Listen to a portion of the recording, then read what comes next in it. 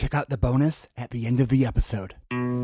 ADHD Rewired, episode number 13. This is the show designed to help those of us who have really good intentions and a slightly wandering attention. Whether you have ADHD and you want to learn more about it, or you are looking for ways to organize your time, your things, or the many details of life so you can get more done, this show is for you. My name is Eric Tivers. I'm a licensed clinical social worker, coach, and consultant. We know that starting can be the hardest part, so let's get started.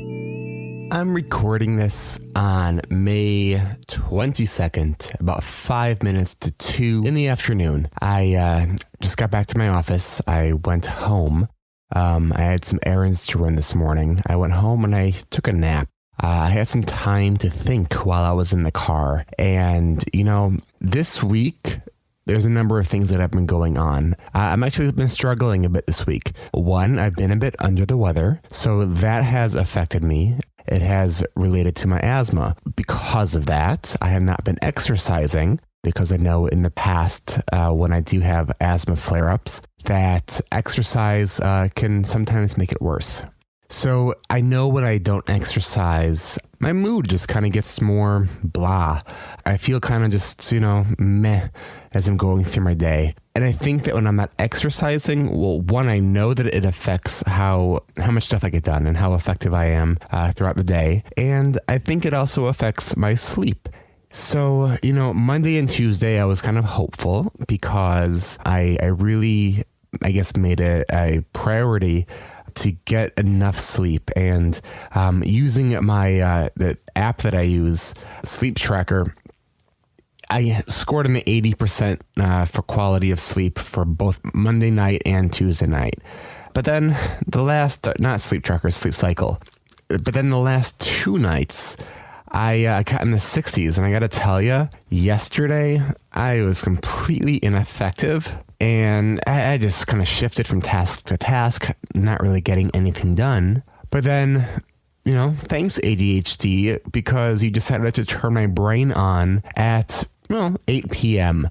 And even though I had the thoughts, and I know that I should not start anything that is really creative or any creating really after my clients are done for the evening, because I know that even when I tell myself, all right, I'll just do this for an hour, or I'll just do this maybe while I'm eating some dinner at my desk here, that I don't stop. And what happened last night? That very same thing. And this happened for the last 2 nights in a row, and I'm feeling kind of down. It's so frustrating. I just want to be able to go home, wind down, go to bed at a reasonable hour. I like the feeling of being able to wake up and feel recharged. I can tell the difference when I get good sleep. It's day and night. I go from being someone who I feel is almost barely functional for doing anything other than what is right in front of me. When I'm working with clients, I do okay because it's right in front of me. But I know that all these other things that I can do, whether it's working on the podcast, whether it's developing other online products or services, I'm just spinning my wheels, and it's so frustrating. And then I was telling my wife earlier, that I almost feel like a fraud by the fact that, I'm sitting here doing this podcast, giving advice to people, and yet I can't get myself to get home and go to sleep. And then I just feel so useless the next day. And it's so frustrating. I think about this all the time. I think about how the hell am I going to get myself to get home and get to sleep, because I know how much it affects me. It's like something in my brain just does not allow me to stop and integrate what I know to be the consequences and integrate it to the actions. It's almost like the behavioral flip side of like OCD, where in OCD, you might be ruminating about a certain thought. And even when you try to stop, you can't. And I guess in some ways, when you try to stop it, sometimes makes it worse. And this is a thought. With ADHD and how this is for me, especially with sleep, it's like I'm thinking about stopping. Like so much so, my internal thoughts are stop what I'm doing. Don't start this project. Go home. I need to get more sleep. And I keep working. It's so frustrating. So, I am venting a little bit here.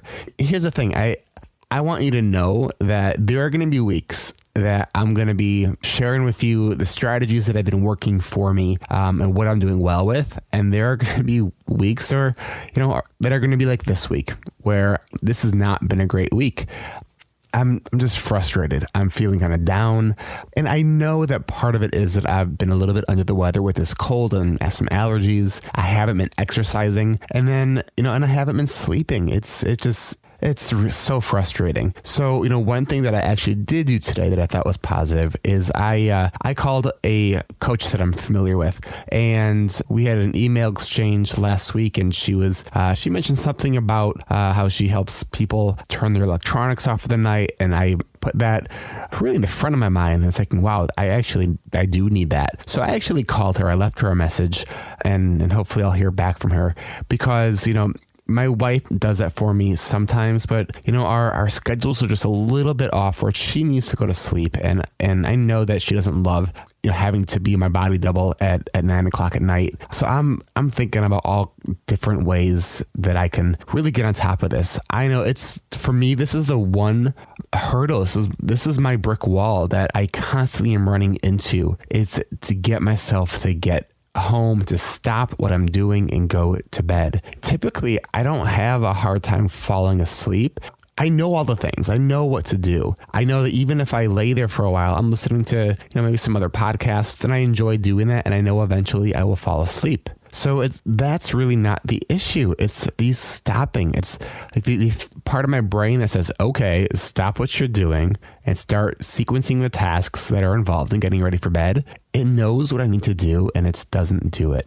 It does it sometimes. And, I was excited early in the week because I had 2 days in the 80% and for my sleep quality that was measured through this app. And it's just so frustrating. I know if I could have the types of days that I can have more frequently when I really feel like I'm really just knocking it out of the park, where I'm just getting a lot of stuff done, where I'm using my Pomodoro technique, which is really one of my, I think, most successful strategies when I use it, because it really, it allows me to really intentionally focus for that short period of time. It allows me to take those breaks, which help me be more efficient and effective in all my other tasks. So I'm doing all those things. It's those things where, I got a phone call and, I listen to the voicemail and I haven't returned the phone call. I think about it and I said, I'm just not in the mood. I don't know what the person's going to want. I don't know how long the call will take. I don't like that feeling. I don't like where it feels like such a hard thing to do to return that call. Then I have other days when I feel like I'm rocking it, where someone calls me and it's like a no-brainer. It's I can call that person back. I can switch to my next task afterwards. I know what I need to do to follow up. And, I want that feeling on a regular basis. And, I tell my clients that one of the goals of treatment, one of the goals of coaching is to increase consistency. We're going to have those days where we just don't do as well as we want to. And it's just frustrating that when I am having those days where, and those days are several days in a row or even a week, it's easy to get down on yourself. Even when you take perspective, even when you say, look, I'm still putting out this podcast, I'm still seeing clients and doing all these other things, because I'm always thinking about how can I do better. So I'm very aware of this. And I do know that as I take on more things, I get to a new level of mastery, and then I push myself more. And then I have this emotional feeling of, maybe a little bit of overwhelm or frustration, or even this kind of feeling of what some people call the imposter syndrome, or I kind of say to myself, who are you kidding? How is anyone going to want to work with me when I'm struggling with this stuff? I know that what I'm doing is the best that I can. And I think I'm doing a pretty good job. I know that it's almost like the artist is the harshest critic of their own work. And, I think that's true for myself. I really view my clinical practice is both art and science because I get it on a very intuitive level, but I also consult the research. I am trained, but I live it every single day. So that's how I blend it together. So, I am always thinking about this stuff. And so when I'm not doing well, it's really frustrating. Being successful to a certain degree when you have ADHD is really all about living that strategy-based life. It's having a thousand little strategies for just different things. It's not this single kind of silver bullet strategy because there isn't one. It's lots of little things. It's about being aware of your challenges and developing little tricks, having tools that help you with those things. So I don't even know where I was going with that. This will be the second episode in a row where I just push record. Maybe this is my public display of imperfection. Maybe this is part of that accountability, which I think, I am a huge believer in accountability. If my promise to you guys was not to put up this weekly podcast, I would say, I'm just not feeling that great. And, I'll wait till next time. And, I know I kind of did a podcast like that last week too. And so I have these fears of they're going to start thinking, oh, he's going downhill. He has these two podcasts in a row that maybe aren't his best. That's a lot of that is in my own head. What I found encouraging is how much you guys have told me that I guess that's the kind of stuff that you like. I guess I'm human and I guess you guys like that. So that's kind of where I'm at. I think that this is another moment where I am once again feeling like I'm failing for a moment, but I'm not going to be looking at this as I've failed. I'm looking at this as, okay, here I am in this rut. And it really is, in all perspective, not that long of a rut. Yes, I've been under the weather for a bit, and that does take an impact on you. And one of the things I need to really just consider and really be compassionate towards myself and say, I'm working hard. I am doing the best that I can, and I am not feeling 100%. So, and that's hard. And one thing that I know for myself and talking to other people with ADHD that I found is that, because when you have ADHD, you tend to notice, everything, which is often a source of our frustration because we get distracted by every little thing, that when we don't feel well, it's really hard to kind of inhibit paying attention to our physical symptoms. It's like it's all we notice. My wife and I actually both agree on this whole notion when someone says it's just a cold. We think colds are miserable. So the whole notion of something is just a cold, it's no big deal. It's just a paper cut. To me, it's annoying because my brain doesn't filter out things that aren't supposed to be there. So when I have some, if when I swallow, it feels a little funky, or I'm a little bit congested, or I have a little pressure in my nose, it's all I'm paying attention to, and it's just like, I just can't wait for this feelings to go away. It's just so ironic the way our mind works that when we feel good, we sometimes forget to be grateful of feeling good, and I think having gratitude for feeling good is so important because it's so easy to take it for granted until you don't feel good. So, I think that part of it is just the way our brain is designed. It's a protective mechanism. But, that's what it is. So I do think that I am going to be working with a coach here soon to really help me get myself to get home and go to sleep. So if that coach doesn't pan out, I'm going to actually throw this out and just kind of thinking about this. I'm going to say this. I hadn't really thought about this in advance. So here's a job posting. If you are a coach or therapist that does coaching and you would like to coach me, send me an email or you can give me a call. Just go to my website and tell me why that you think you would be a good coach for me. I think that you have to be a really good coach to be able to do this with another coach and therapist. So yeah, I'm putting that out there. I hope that helps too. It's actually could be a really efficient way to make a call. Just make this one call and hopefully people respond. Okay, where am I going? Not sure. Okay, I'm going to give you one random tech tip of the week. And this week's tech tip of the week is not necessarily an app, but I guess it sort of is an app.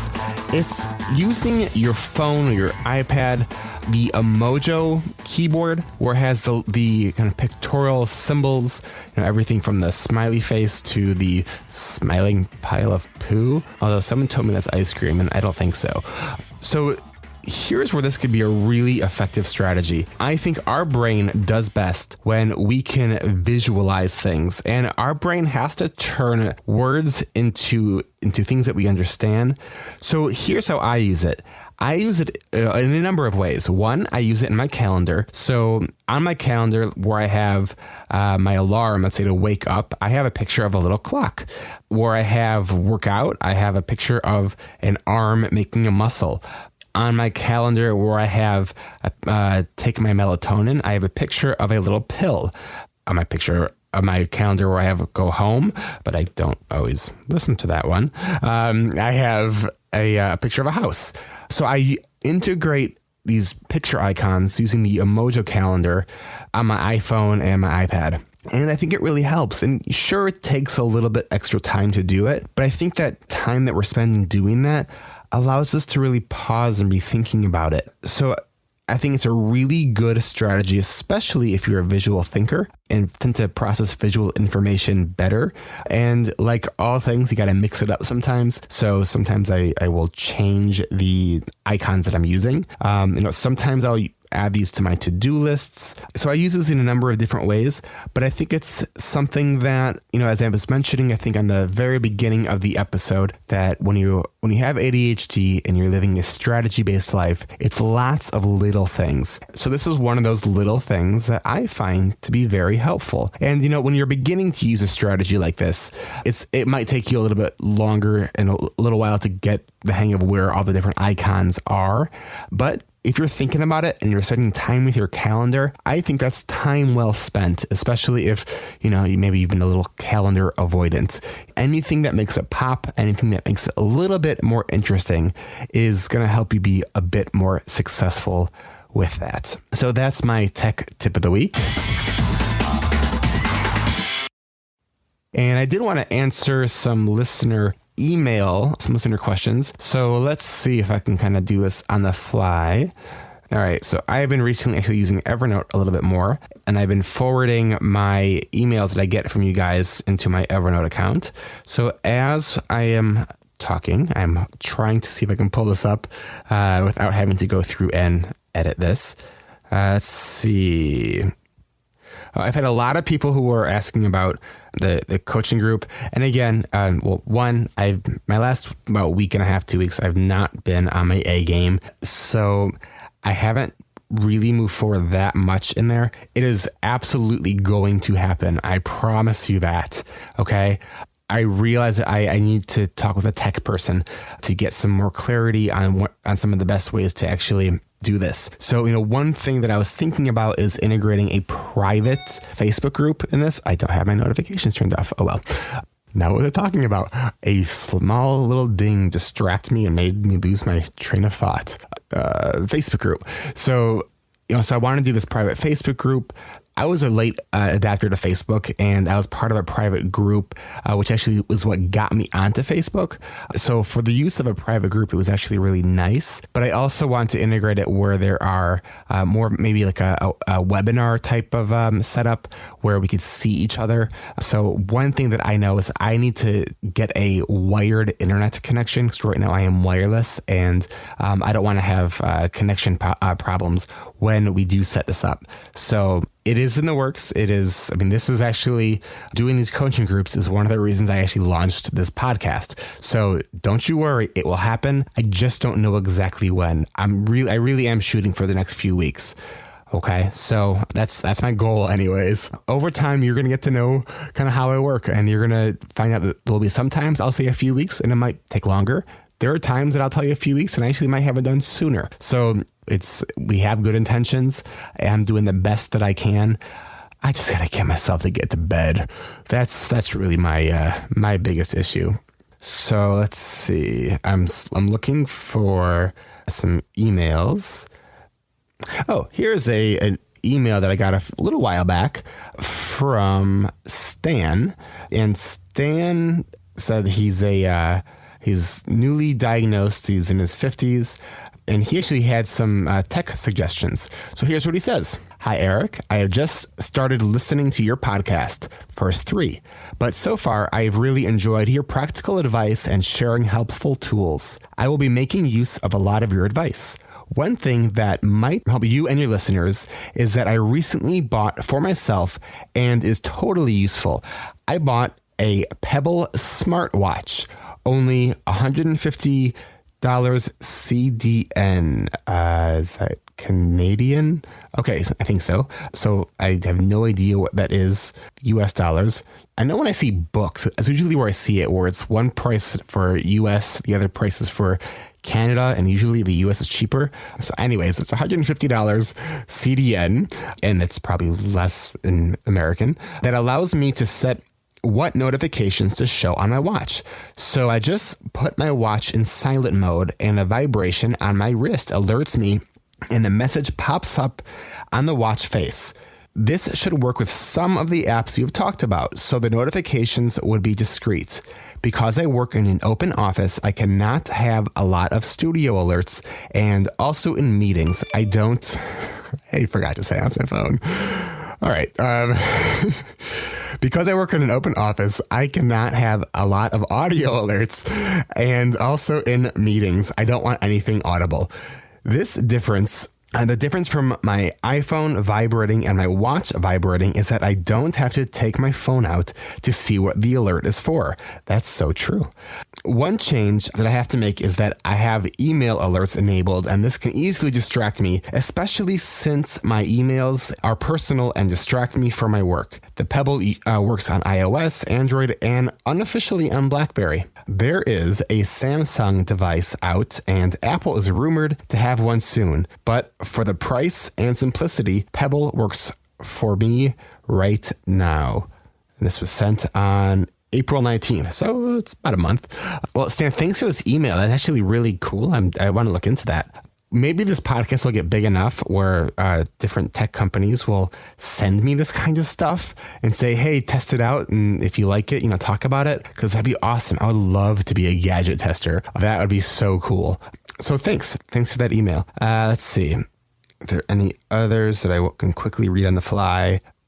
That email that I was just reading reminded me a little bit of something. I was listening to a podcast earlier today. There's a really good podcast that I actually want to recommend to you guys by Eric Fisher, and his podcast is called Beyond the To-Do List.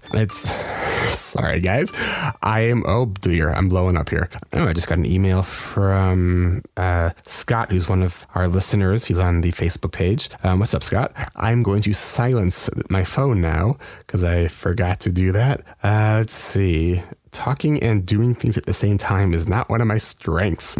So anyways, Beyond the To-Do List with Eric Fisher, he, in one of his most recent episodes, he was recording a podcast from his car coming back from a convention. And he had said he has a lineup of different people that he wants to have on his show, but he asks his listeners to email him if he has any other people that they think should be on the show. So I emailed Eric Fisher a month or so ago. Actually, it was before I launched the podcast. I was trying to arrange some other interviews on the podcast, or before my podcast launched and during the first couple of weeks. And he got back to me and said he would get back to me. And he did, basically saying he'll get back to me later. But do me a favor. One, go check out his podcast, because he has some awesome strategies that kind of like, to me, I think it's like the unofficial ADHD kind of organizational podcast. He doesn't really talk about ADHD, but talks just about so many things. And the thing that made me think about that is where in that email that I just read, where he talked about how he has to turn his notifications off. That was one of the things that he was saying, is turn your notifications off on your email to be a lot more productive.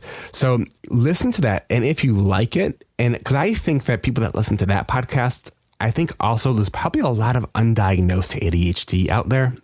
So I would love to be able to talk to his audience, because I really think that his audience would resonate with what what I'm saying here.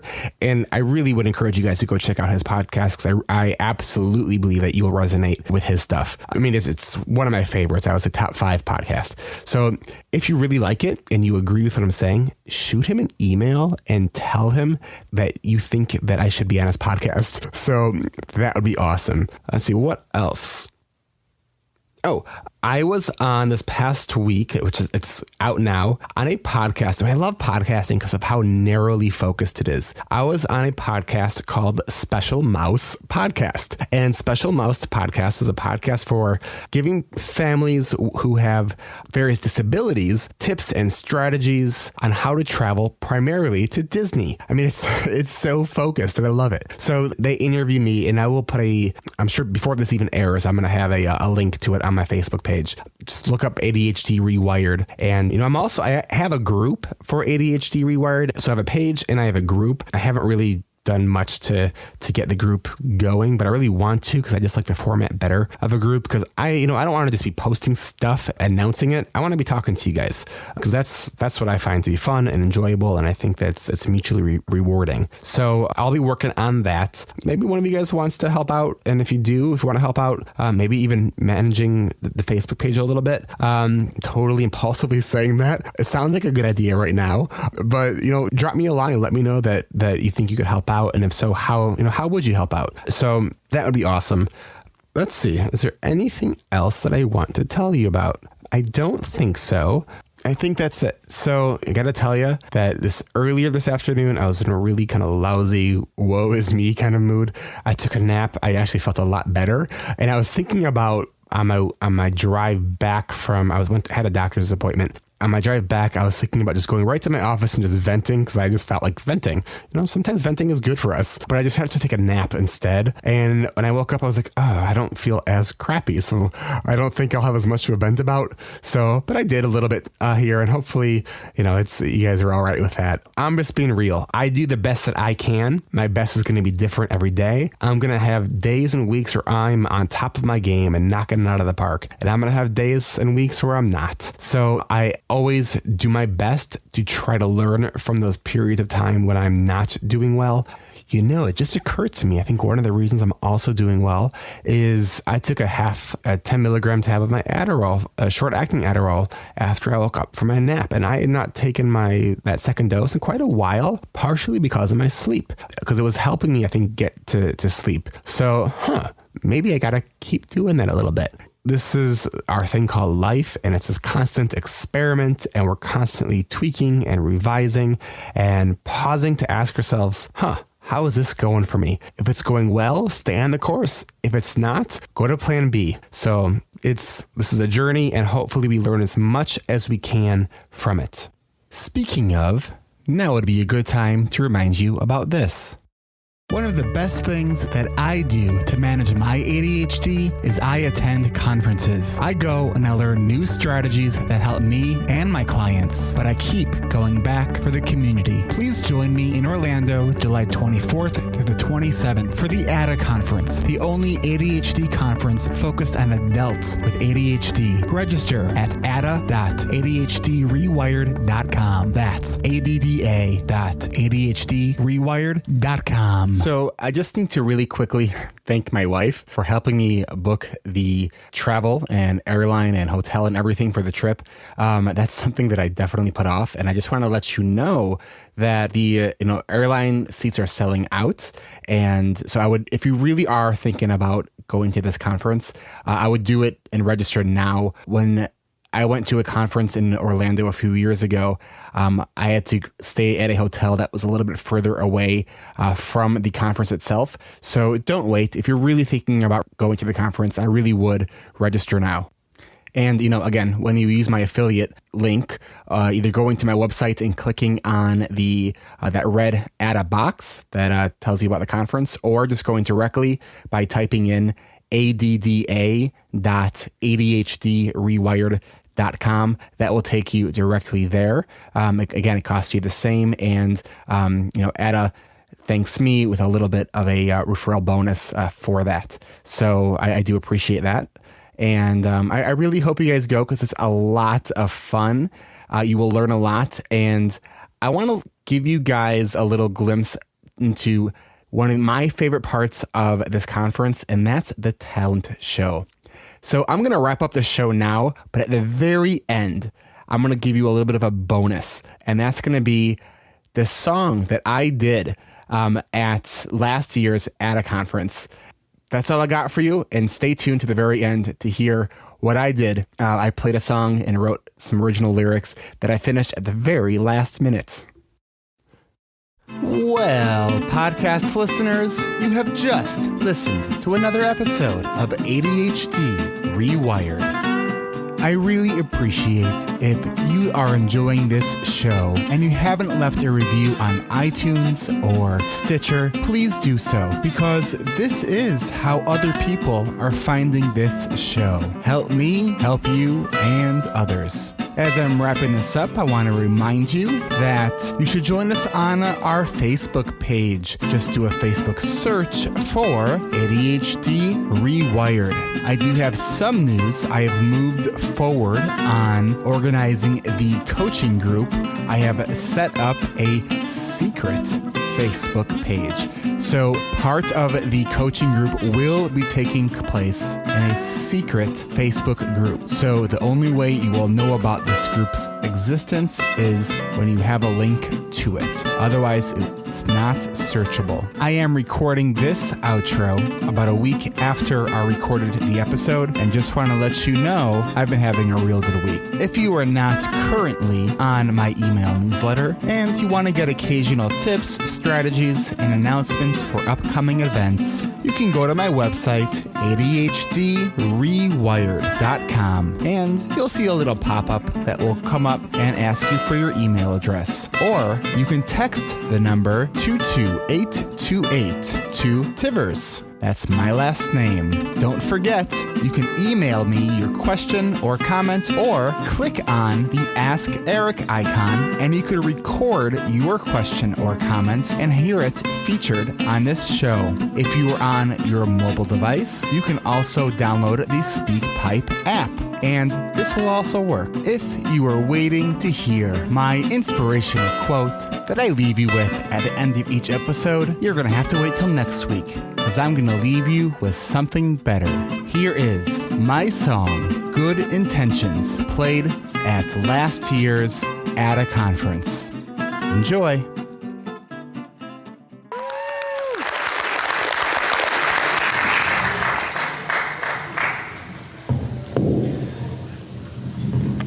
So, sound check was at 6, and I finished the song at 5:50.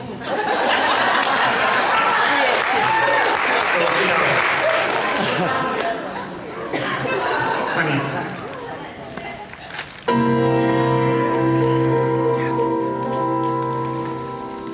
I have good intentions. You know it's the truth. I have good intentions, but I failed to follow through. Oh, I had good intentions.